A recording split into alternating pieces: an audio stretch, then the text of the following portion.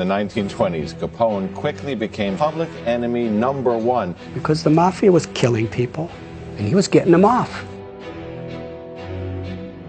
He ordered the murders of scores of people. The only thing these guys would do would be to respond with violence.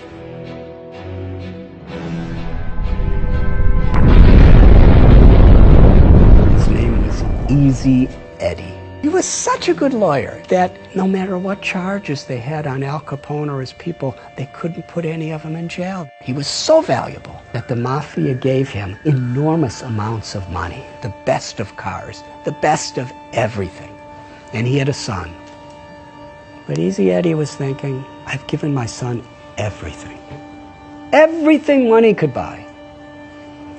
But there's one thing I haven't given my son. An example of a father that he could be proud of. And Easy Eddie came to the conclusion, the only way I could give my son a father with a legacy of a good name is I have to help the government put the mafia in prison. He testified. And many of the biggest people in the mafia were put in prison. He knew full well that he would be killed for doing this. And one day he was riding in his car and another car came by and several people with machine guns filled his body with bullets and he laid on the street dead.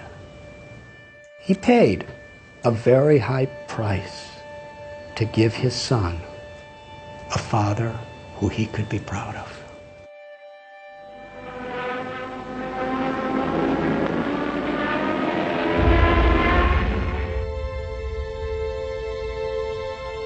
There was a man in the United States Air Force during World War II. He took off from his ship to go fight against the Japanese.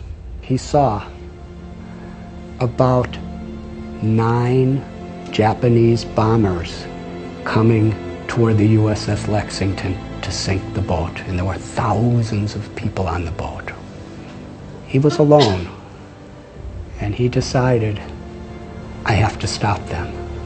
So he single-handedly charged at these 9 airplanes. They were shooting and shooting and shooting, and he actually had 2 of them fall into the ocean. And then he ran out of bullets, and they were shooting at him and attacking him. And he was so fearless that he was flying at these different planes that were shooting at him, and he was knocking off their wings. And finally, after 5 of the 9 sank, the other 4 thought, this man is completely crazy, let's get out of here. And they all flew away. He was the first person in the U.S. Air Force in World War II to get the U.S. Congressional Medal of Honor, the highest award there is. His name was Butch O'Hare. And the airport in Chicago, O'Hare Airport, is named after him. He's considered one of the greatest heroes of American history because he was willing to sacrifice his own life for the higher cause of others. What makes this story so interesting is Butch O'Hare was the son of Easy Eddie. What are we giving our children? I've seen people work so hard for money, give it to their children, and then their children fight as enemies to see who gets it. Is that the legacy? Is that fulfilling life? Is that what we want to leave to the world?